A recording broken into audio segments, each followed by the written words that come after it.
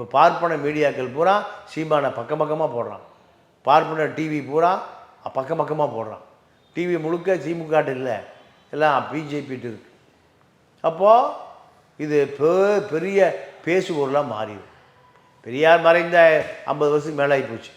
அது பேசுபொருளாக இல்லை, கோபம் தான் வருது. ஆனால் அண்ணா மீது கருணாநிதி மீது பேசினா அது ஒவ்வொரு செய்தியும் பேசி முடித்து நீங்கள் மக்கள் ஆசுவாசப்படுத்திக் கொள்வதற்கு 1 மாதம் ஆகும். நீங்கள் என்ன இது பண்ணி வச்சுருக்கீங்க ஈரோட்டில்? உங்களுடைய திட்டம் ஈரோட்டில் நான் பெரியாரிய உணர்வாளர்களுக்கு ஒரு மேடை அமைத்து கொடுத்துருக்கேன்.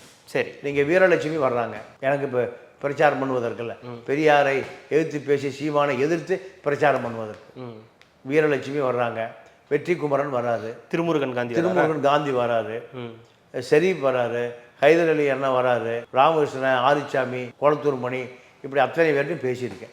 அத்தனை பேரும் வருகிறார்கள்.